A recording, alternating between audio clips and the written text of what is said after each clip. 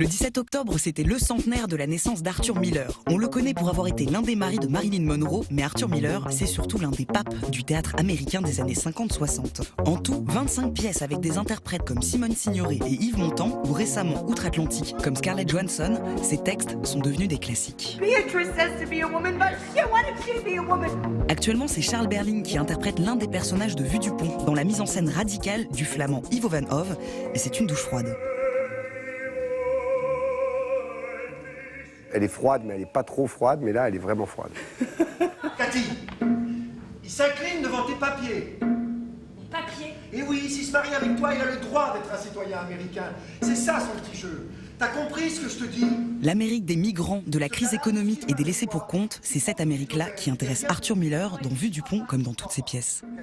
Bien sûr, il y a un contexte social qu'il ne faut pas ignorer. Donc il y a une parole de gens qui sont pauvres, justement des Italiens immigrants qui sont arrivés à Brooklyn, qui se retrouvent dans un milieu très dur. Très dur et très actuel. Arthur Miller est issu d'une famille juive polonaise émigrée aux États-Unis. Ruiné par la crise économique de 29, son écriture restera très marquée par cet événement. Et par la suite, il s'est situé, on peut le dire, à gauche, au sens américain de gauche. Il était certainement plus sensible que d'autres aux méfaits d'un capitalisme débridé. Je te parle du gouvernement des États-Unis, là. Je te parle du service de l'immigration. Si tu l'as dit, c'est que tu savais. Si t'as rien dit, tu savais pas. D'accord, Eddie, mais suppose On que... peut vous poser toutes les questions qu'on veut, je m'en fiche, vous ne savez rien. Les valeurs profondes, humaines, de justice, qui sont là confrontées à ce qu'on appelle la législation, d'une législation qui au fond n'est pas juste du tout. Figure majeure du théâtre politique, dans ses pièces, Arthur Miller dénonce. Vous avez fait dans vos précédentes pièces le procès de la société de l'argent. Le faites-vous également dans le prix? Dans un sens, oui. C'est une pièce qui ne peut se dérouler que dans un monde d'insécurité et dans une société qui évalue les choses d'après leur prix. Les sorcières de Salem ou Mort d'un commis voyageur, son chef-d'œuvre, sont des pamphlets contre le macartisme ou contre le rêve américain, mais toujours dans la plus grande sobriété stylistique.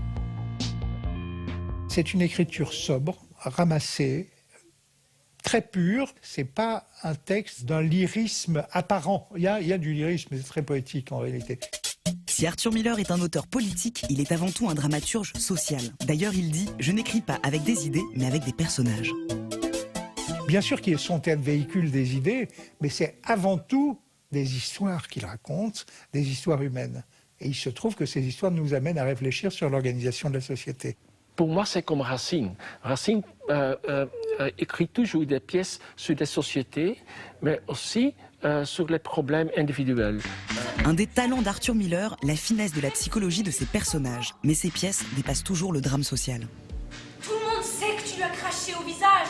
Ça suffit, non? On sait que le drame arrive, on sait que ça va être la merde, on sait que ça va mal finir, cependant on y va. Sa grande idée, c'est d'amener cette pièce qui pourrait être naturaliste, qui pourrait être une fresque sociale, qui pourrait être vers la tragédie grecque, quasiment. Même les gens qui vous comprennent vont se retourner contre vous. Même les gens qui ressentent les choses comme vous vont vous mépriser. Sortez-vous ça de la tête. Eddie. Un drame, c'est une personne juste contre des gens injustes. Une tragédie, personne n'est juste, mais tout le monde est justifiable.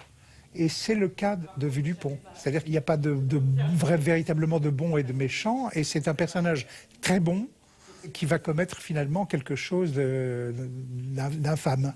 Je voudrais le numéro du service de l'immigration. Je voudrais signaler quelque chose.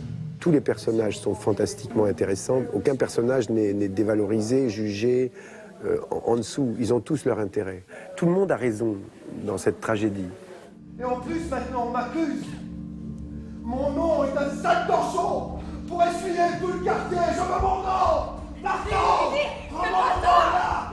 Et on va ensemble le mariage. Si on la résume très vite, c'est comment la passion humaine que nous avons tous en nous peut être excessive et tout détruire. C'est un auteur qui s'inscrit dans son époque, mais encore une fois, par le particulier, il atteint l'universel. Et c'est là qu'on peut dire que c'est vraiment un immense auteur, un grand auteur et un classique. Ma femme, je voudrais lui envoyer tout de suite, enfin je sais pas, $20. D'ici une semaine, vous pourriez déjà envoyer quelque chose. Eduardo, ne me remerciez pas, il n'y a pas de quoi, hein. Ça m'arrache pas le bras. Hein. Et ce café alors? Il arrive, il arrive.